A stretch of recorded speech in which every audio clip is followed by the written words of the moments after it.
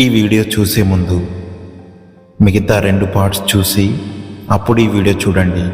మీకు ఈ కథ పూర్తిగా అర్థమవుతుంది. సిద్ధార్థ తన ఫోన్ పాస్వర్డ్ చెప్పడంతో ఫోన్ అన్లాక్ చేయబోయాడు సంపత్. అంతలో సార్ ఆ యాక్సిడెంట్ కేసు గురుమూర్తిని ఎవరో దారుణంగా చంపేశారని ఇప్పుడే హాస్పిటల్ నుండి ఫోన్ వచ్చింది అంటూ పరిగెత్తుకుంటూ వచ్చి చెప్పాడు కానిస్టేబుల్. వాట్? హాస్పిటల్లో ఉన్న అతన్ని చంపేశారా అని సంపత్ కాస్త షాక్ అవుతూ, వెంటనే వెహికల్ తీయమని డ్రైవర్కు చెప్పు, త్వరగా హాస్పిటల్కి వెళ్ళాలి అన్నాడు. సంపత్ అక్కడి నుండి కదలబోతుంటే, సార్ నా ఫోన్ అన్నాడు సిద్ధార్థ. సంపత్కి ఇప్పుడు హాస్పిటల్కి వెళ్ళడం చాలా అర్జెంట్ అనిపించింది. సిద్ధార్థ వైపు చూసి, ప్రస్తుతానికైతే మీరు వెళ్ళండి, నేను మళ్ళీ పిలిచినప్పుడు స్టేషన్కి రావాల్సి ఉంటుంది అని చెప్పి ఫోన్ అతని చేతికిచ్చి అక్కడి నుండి వేగంగా బయలుదేరాడు. సిద్ధార్థకి ఇప్పుడు చాలా రిలీఫ్గా అనిపించింది. అమ్మయ్య అనుకొని ఫోన్ జేబులో పెట్టుకున్నాడు. ఇదంతా ఎలా జరిగింది? సూటిగా డాక్టర్ని ప్రశ్నించాడు సంపత్. ఏమో సార్, అంతా అయోమయంగా ఉంది. అప్పటి వరకు మా నర్స్ అక్కడే ఉంది. అతనికి స్పృహ రావడంతో ఆ విషయం నాకు చెప్దామని వచ్చింది. ఈలోపే ఈ ఘోరం జరిగిపోయింది అన్నాడు డాక్టర్ విచారంగా. గురుమూర్తి డెడ్ బాడీ వైపు పరిశీలనగా చూశాడు సంపత్. కనుగుడ్లు బయటకు వచ్చి నోటి వెంట రక్తం కారి చాలా భయంకరమైన చావు చచ్చినట్లుగా కనిపిస్తున్నాడు అతను. సంపత్ డాక్టర్ వైపు చూసి, ఒక్కసారి నేను సీసీటీవీ ఫుటేజ్ చెక్ చేయాలి అన్నాడు. ఓకే సార్, తప్పకుండా అని డాక్టర్ ఎవరికో ఫోన్ చేశాడు. 2 నిమిషాల్లో ఓ వ్యక్తి అక్కడికి వచ్చాడు. ఎస్ఐ గారు సీసీటీవీ ఫుటేజ్ అడుగుతున్నారు, సార్ని తీసుకెళ్ళి చూపించు అన్నాడు. ఆ వ్యక్తి చాలా పొలైట్గా, రండి సార్ వెళ్దాం అన్నాడు. సంపత్ తన కానిస్టేబుల్తో కలిసి ఆ వ్యక్తిని ఫాలో అయ్యాడు. కంప్యూటర్ మానిటర్లో సీసీటీవీ ఫుటేజ్ను చాలా శ్రద్ధగా పరిశీలించసాగాడు సంపత్. నర్స్ రూమ్ నుండి బయటకు వెళ్ళే వరకు అక్కడంతా నార్మల్గానే అనిపించింది. ఆమె అలా బయటకు వెళ్ళగానే గురుమూర్తి వింతగా ప్రవర్తించడాన్ని ఆ ఫుటేజ్లో క్లియర్గా గమనించాడు సంపత్. అక్కడ జరిగిందంతా చాలా అసహజంగా, నమ్మశక్యం కాని విధంగా అనిపించింది. ఆ ఫుటేజ్లో గురుమూర్తి కాసేపు ఏడుస్తున్నాడు, మరి కాసేపు భయంతో అరుస్తున్నాడు. అలా కొద్దిసేపు గడిచాక ఎవరో అతని గొంతు పట్టుకొని గట్టిగా నొక్కినట్టుగా బాధతో గిలగిల కొట్టుకొని క్షణాల్లో చనిపోయాడు. మై గాడ్, ఏంటిది, అసలు ఏం జరుగుతుంది అన్నాడు షాకింగ్గా సంపత్. అతని పక్కనే నిలబడిన కానిస్టేబుల్, ఏంటి సార్, ఇదేదో హర్రర్ సినిమాలో దయ్యం ఎవరికి కనిపించకుండా చంపినట్లు ఎవరో ఇతన్ని దారుణంగా చంపేశారు సార్ అన్నాడు. సంపత్ ఆ కానిస్టేబుల్ వైపు ఓ సీరియస్ లుక్ ఇచ్చి, ఏమో దయ్యమే చంపిందేమో అన్నాడు. కానిస్టేబుల్ నోర వెళ్ళబెట్టి, సార్ అన్నాడు. సంపత్ గట్టిగా నవ్వి, లేకపోతే ఏంటయ్యా దయ్యం గియ్యం అంటూ వాగుతున్నావు? ఆ గురుమూర్తికి ఏమైనా సైకలాజికల్ ప్రాబ్లమ్స్ ఉన్నాయేమో, ఎవరికి తెలుసు?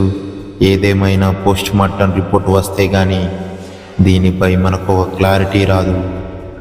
ముందు నువ్వు వెళ్ళి ఆ పని చూడు అన్నాడు.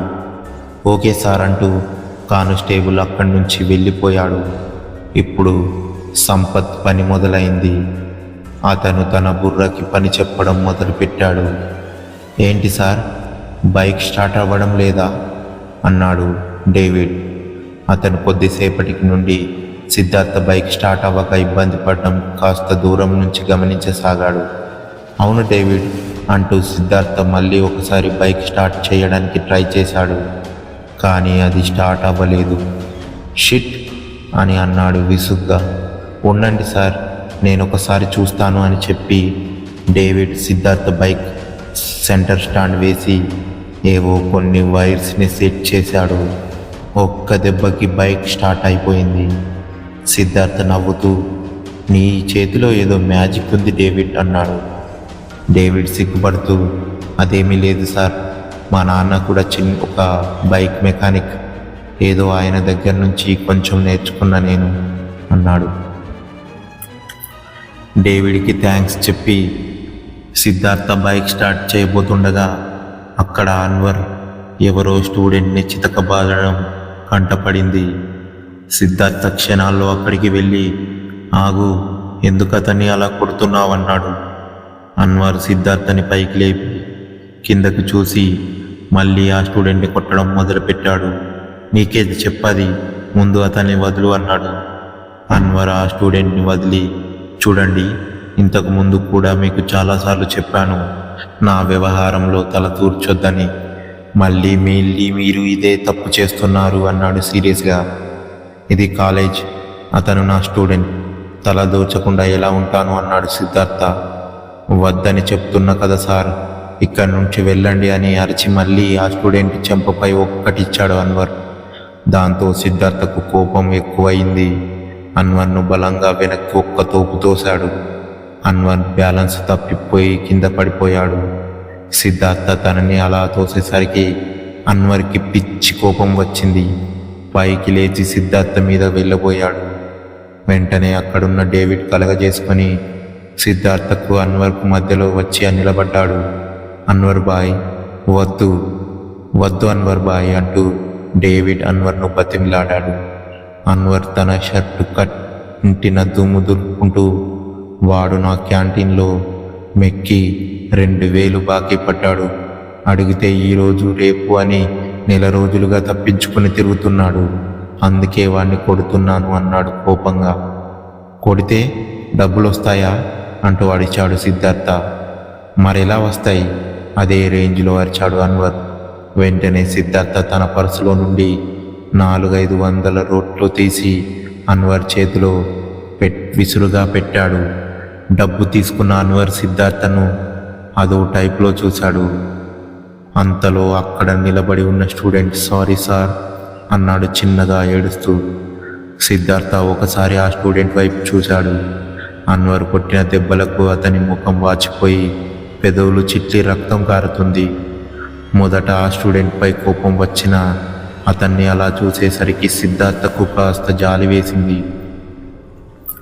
తినడానికి డబ్బులు లేకపోతే పస్తులైన ఉండు గాని ఇంకెప్పుడు ఇలాంటి వాని దగ్గర మాత్రం అప్పు చెయ్యకు అంటూ సీరియస్గా అక్కడి నుండి వెళ్ళిపోయాడు. డేవిడ్కి కూడా ఆ స్టూడెంట్ను చూస్తే జాలి కలిగింది. పాపం, అతను మాత్రం ఏం చేయగలడు. మౌనంగా అక్కడి నుండి వెళ్ళిపోయాడు. అన్వర్ మాత్రం కోపంతో గుండె రగిలిపోతున్నాడు. ఈ సిద్ధార్థ తనేదో హీరో అన్నట్టు ఫీల్ అయిపోతున్నాడు. ప్రతిసారి నా విషయంలో కలగజేసుకుంటున్నాడు. ఏదో ఒకరోజు వీడి సంగతి చూడాలి అని మనసులో గట్టిగా అనుకున్నాడు. ఇక్కడ ఇలా జరుగుతుండగా హాస్పిటల్లో ఉన్న సంపత్ గురుమూర్తి ఆశ్చర్యకరంగా చనిపోయిన తీరు గురించి తీవ్రంగా ఆలోచించసాగాడు. అతని ఫోన్ రింగ్ అయింది. హలో అన్నాడు. సార్, నేను స్టేషన్ నుండి కానిస్టేబుల్ని మాట్లాడుతున్నా. స్టేషన్కి ఎవరో ఒక కాటి కాపరి చిన్న పిల్లాడు వచ్చారు. ఆ పిల్లవాడు ఎవరో ఒక వ్యక్తి ఒక అమ్మాయిని శ్మశానంలో పాతిపెట్టడం చూశాడంట. ఆ కాటి కాపరి మీతోనే మాట్లాడాలని అంటున్నాడు. మీరు త్వరగా రండి సార్ అన్నాడు. అసలే ఒకవైపు అనన్య మిస్సింగ్ గురించి, మరోవైపు గురుమర్చి చావు గురించి బుర్ర బద్దలు కొట్టుకుంటుంటే కొత్తగా ఈ సమస్య ఏమిటి అనుకుంటూ సంపత్ వేగంగా స్టేషన్కి బయలుదేరాడు. ఎస్ఐ సంపత్ హాస్పిటల్ నుండి సరిగ్గా ఒకే ఒక్క పావు గంటలో తన స్టేషన్కి చేరుకున్నాడు. లోపలికి వస్తూనే కొద్ది దూరంలో నిలబడి ఉన్న కాటి కాపరిని పిల్లవాడిని చూడడంతో తన కోసం వచ్చింది వాళ్ళే అని అర్థమైంది. కానిస్టేబుల్ వాళ్ళని నా రూమ్లోకి పంపించు అని చెప్పి సంపత్ తన రూమ్లోకి నడిచాడు. కాటి కాపరి ఆ పిల్లవాడు భయంగా సంపత్ రూమ్లోకి వచ్చారు. వాటర్ బాటిల్ క్యాప్ ఓపెన్ చేసి నీళ్లు తాగబోతున్న సంపత్ వాళ్ళు రావడాన్ని గమనించి కూర్చోమంటూ చేత్తో సైగ చేశాడు. కానీ ఆ కాటి కాపరి కూర్చోవడానికి సందేహిస్తుంటే, పర్లేదు పెద్దాయన, కూర్చో అన్నాడు. కాటి కాపరి మొహమాటంగా కుర్చీలో కూర్చుంటే ఆ అబ్బాయి మాత్రం అతని పక్కనే నిలబడ్డాడు. చెప్పు పెద్దాయన, నాతో ఏదో చెప్పాలన్నావంట, ఇంతకీ చూసింది ఈ అబ్బాయేనా అన్నాడు. అవును సారు, చూసింది వీడే, వీడు నా మనవడు. ఆ పిల్లవాడి ముఖం వైపు చూస్తూ చెప్పాడు కాటి కాపరి. ఎస్ఐ ఆ అబ్బాయిని తన దగ్గరికి రమ్మని సైగ చేసి, నీ పేరేంటి అని అడిగాడు నెమ్మదిగా. చిన్న అంటూ భయపడుతూ చెప్పాడు. చూడు చిన్న, నువ్వు దేనికి భయపడవద్దు. ఏమి చూసావో అది నాకు ధైర్యంగా చెప్పాలి, ఓకేనా అన్నాడు సంపత్ నెమ్మదిగా. అలా అడగడంలో అతని ఉద్దేశం ఆ అబ్బాయి మనసులో ఉన్న భయం పోగొట్టడమే. సారు, అడుగుతున్నారు కదా, చెప్పు చిన్న, మరేం భయం లేదులే అని అతని తాత కూడా కాస్త ధైర్యం చెప్పేసరికి ఆ అబ్బాయి నెమ్మదిగా, నేను ఆ రోజు రాత్రి టాయిలెట్ కట్టుకొని ఇంట్లో నుంచి బయటకు వచ్చాను. అప్పుడు ఒక అన్న ఒక అక్కని భుజంపై వేసుకొని అంటూ ఒక్క క్షణం ఆపాడు. భుజంపై వేసుకొని ఆ తర్వాత ఏం జరిగింది చిన్న అన్నాడు సంపత్ ఆసక్తిగా. ఆ అన్న ఆ అక్కను భుజంపై వేసుకొని ఒక గోతిలో పడేసి మట్టితో కప్పెట్టేశాడు, భయంతో చెప్పాడు చిన్న. నువ్వు వాళ్ళ ముఖాలు చూశావా? తన చైర్లో నుండి కాస్త ముందుకు వంగుతూ అడిగాడు సంపత్. చిన్న ఒక్క క్షణం మౌనంగా ఉండి, వాళ్ళ ముఖాలైతే అంత కనబడలేదు సార్ అన్నాడు అమాయకంగా. సరే చిన్న, అన్న అక్క అంటున్నావు, వాళ్ళ వయసు ఎంత ఉంటుందో చెప్పగలవా? తెలియదు సార్, చూడడానికైతే కాలేజీలో చదువుకునే వాళ్ళలా ఉన్నారు అన్నాడు నెమ్మదిగా. చిన్న చెప్పిన విషయాలను బట్టి ఆలోచించడం మొదలుపెట్టాడు సంపత్. ఏవో ఆలోచనలు అతని మెదడులో తిరుగుతూ ఉండగా తలుక్కుమని అతనికి ఆలోచన తట్టింది. చిన్న చెప్పిన దాన్ని బట్టి చూస్తే చనిపోయింది ఒక కాలేజ్ అమ్మాయి, తను ఎందుకు అనన్య కాకూడదు అని తనని తాను ప్రశ్నించుకున్నాడు. ఇంకా ఆలస్యం చెయ్యలేదు. ఆ కాటి కాపరిని అతని మనవడిని వెహికల్లో ఎక్కించుకొని తన స్టాఫ్తో సహా శ్మశానం వైపు దూసుకెళ్ళాడు ఎస్ఐ సంపత్. అంతకుముందే అన్వర్తో జరిగిన గొడవ కారణంగా ఇరిటేషన్గా ఉన్న సిద్ధార్థ టీవీ చూస్తూ వాళ్ళ అమ్మ గౌతమి ఇచ్చిన కాఫీ కొద్దిగా సిప్ చేస్తున్నాడు. అంతలో సిద్ధార్థ, ఎక్కడున్నావంటూ ప్రిన్సిపల్ ఫోన్. ఇంట్లోనే సార్, అర్జెంటుగా మనం ఒక ప్లేస్కి వెళ్ళాలి, నేను నా కారులో వస్తున్నాను, 10 నిమిషాల్లో రెడీగా ఉండు. తను చెప్పాల్సింది చెప్పి టకటక చెప్పేసి ఫోన్ కట్ చేశాడు ప్రిన్సిపల్. సిద్ధార్థకి ఏమీ అర్థం కాలేదు. ఏంటి తను ఎక్కడికి వెళ్ళాలో చెప్పకుండా హడావిడిగా ఫోన్ కట్ చేశాడే అనుకుంటూ మనసులో ఉన్నాడు. కానీ సిద్ధార్థకి అర్థం కానిది ఏంటంటే, అంతకుముందే ఎస్ఐ ప్రిన్సిపల్కి కాల్ చేయడం. అవును, ఎస్ఐ ప్రిన్సిపల్కి ఫోన్ చేసి అర్జెంటుగా సిద్ధార్థతో పాటు శ్మశానానికి రమ్మని చెప్పాడు. ఎస్ఐ తనని ఎందుకు శ్మశానానికి రమ్మన్నాడో, ఎందుకు సిద్ధార్థను కూడా తీసుకురమ్మన్నాడో పాపం ప్రిన్సిపల్కి కూడా తెలియదు. కొసమెరుపు ఏంటంటే, శ్మశానానికి తీసుకొస్తున్నట్లు సిద్ధార్థకు చెప్పొద్దని ఆ ఎస్ఐ ఆర్డర్ చేయడం. 10 నిమిషాల్లో సిద్ధార్థ ఇంట ముందు కారు ఆగింది. హారన్ సౌండ్ విని బయటకు వచ్చిన సిద్ధార్థ కారు ఎక్కడంతో ఆ కారు వేగంగా ముందుకు కదిలింది. ప్రిన్సిపల్ ధ్యాసంతా డ్రైవింగ్ పైనే ఉంటే సిద్ధార్థకి మాత్రం ఏం తోచడం లేదు. ఒక అరగంటలో కారు శ్మశానానికి చేరుకుంది. ఆ శ్మశానాన్ని చూసేసరికి సిద్ధార్థ గుండెల్లో ఒక్కసారిగా బాంబు పేలింది. సార్, ఏంటి ఇక్కడికి తీసుకువచ్చారు అని కంగారుగా అడిగాడు. ఎందుకో తెలియదు సిద్ధార్థ, ఆ ఎస్ఐ సంపత్ ఇక్కడికి అని నీకు చెప్పకుండా నాతో పాటు నిన్ను తీసుకొని రమ్మన్నాడు. విషయమేంటో నాకు తెలియదు. సిద్ధార్థకి ఏదో తేడా కొడుతుంది. ఆ ఎస్ఐ ఎందుకు ఇలా చేస్తున్నాడు? నాపై ఇంకా అనుమానం ఎక్కువైందా? శ్మశానం దాకా వచ్చాడంటే నేను అనన్యని ఇక్కడ పాతిపెట్టిన విషయం తెలిసిపోయిందా? ఏం చెయ్యాలి ఇప్పుడు? ఇక్కడి నుండి పారిపోనా? వద్దు వద్దు, అలా చేస్తే ఇంకా ఇరుక్కుపోతా. సరే, ముందు లోపలికి వెళ్దాం. ఏం జరుగుతుందో చూసి దాన్ని బట్టి ముందడుగు వేయాలి. అస్సలు కంగారు పడవద్దు అని తనకి తాను ధైర్యం చెప్పుకొని ప్రిన్సిపల్తో కలిసి శ్మశానంలోకి నడిచాడు. లోపల జరుగుతున్న దృశ్యాన్ని చూసేసరికి సిద్ధార్థకి తన మెడ చుట్టూ ఉచ్చు బిగుసుకుంది అని ఈజీగా అర్థమైంది. సరిగ్గా తను అనన్యను పాతిపెట్టిన చోటే కొంతమంది మట్టి తొలగిస్తున్నారు. 2 కానిస్టేబుల్స్ పక్కనే ఉండి వాళ్ళతో పని చేయిస్తుంటే ఎస్ఐ కాస్త దూరంలో నిలబడి సీరియస్గా గమనిస్తున్నాడు. అతని పక్కనే కాటి కాపరి అతని మనవడు నిలబడి ఉన్నారు. ప్రిన్సిపల్ రాక గమనించిన ఎస్ఐ చెయ్యి ఊపి తన వైపు రమ్మన్నట్లుగా సైగ చేశాడు. గుడ్ ఈవినింగ్ సార్ అన్నాడు ప్రిన్సిపల్. గుడ్ ఈవినింగ్ ప్రిన్సిపల్ గారు. సారీ, మిమ్మల్ని కాస్త ఇబ్బంది పెడుతున్నా. హలో సిద్ధార్థ, నవ్వుతూ అన్నాడు ఎస్ఐ. హాయ్ సార్, క్యాజువల్గా అన్నాడు సిద్ధార్థ. ప్రిన్సిపల్ గారు నాకు తెలుసు, సడన్గా ఫోన్ చేసి శ్మశానానికి రమ్మంటే ఎవరైనా కంగారు పడతారు. బట్ మీకొక బ్యాడ్ న్యూస్. బ్యాడ్ న్యూసా? ఏంటి సార్ అది? కంగారుగా అన్నాడు ప్రిన్సిపల్. మాకొచ్చిన ఇన్ఫర్మేషన్ ప్రకారం ఇక్కడ వాళ్ళు తవ్వుతున్న గోతిలో ఒక అమ్మాయి శవం ఉంది. ఒక్క క్షణం గ్యాప్ ఇచ్చి ఆ శవం మీ స్టూడెంట్ అనన్యదేమో అని చిన్న డౌట్. ఏంటి సార్ మీరు చెప్పేది? నమ్మేటట్టుగా అనిపించట్లేదు అన్నాడు ప్రిన్సిపల్. డౌట్ మాత్రమే సార్, నిజం అవ్వాలని కూడా గ్యారంటీ లేదు అన్నాడు నవ్వుతూ.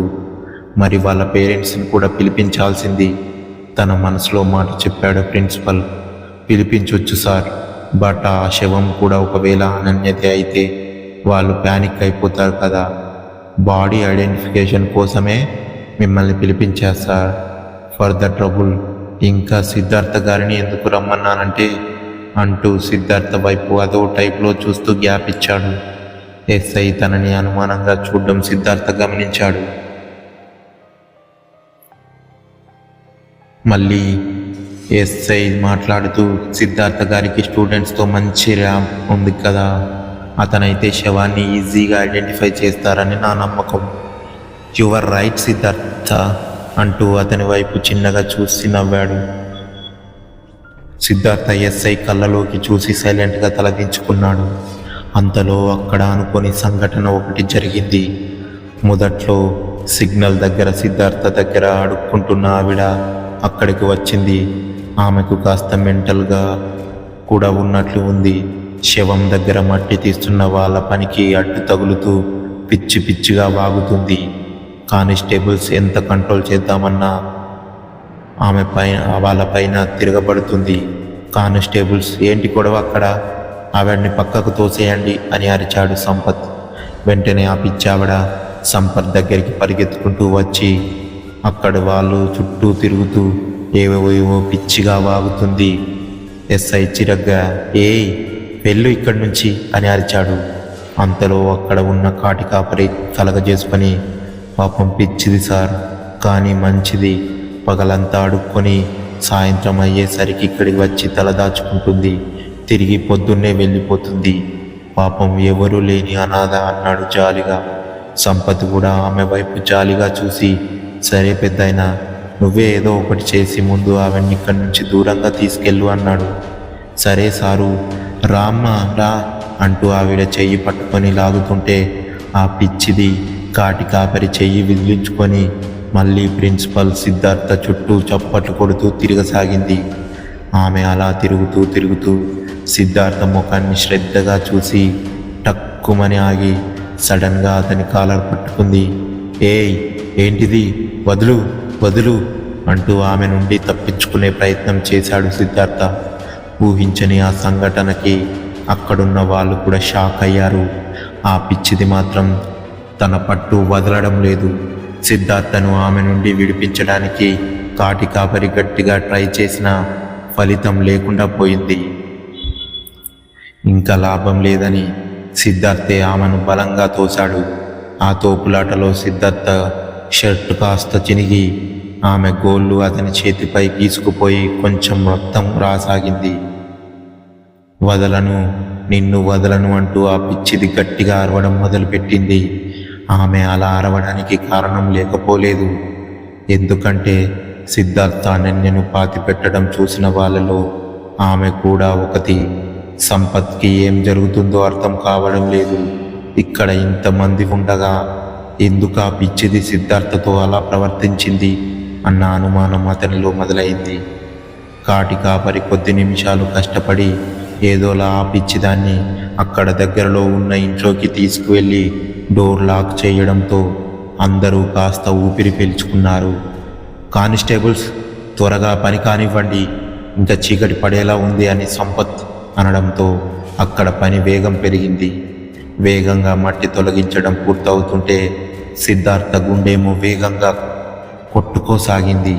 అయిపోయింది, దాదాపు మట్టి తొలగించడం పూర్తయింది. సార్, త్వరగా రండి, ఇక్కడేదో ఉంది అంటూ గట్టిగా అరిచాడు కానిస్టేబుల్. తర్వాత ఏం జరిగిందో తెలుసుకోవాలనుకుంటే నెక్స్ట్ పార్ట్ కోసం వెయిట్ చేస్తూ ఉండండి. ఈ వీడియో మీకు నచ్చినట్లయితే లైక్ చేసి మీకేమనిపించిందో కామెంట్ రూపంలో తెలియజేయండి. Thank you for watching our videos. Please do subscribe.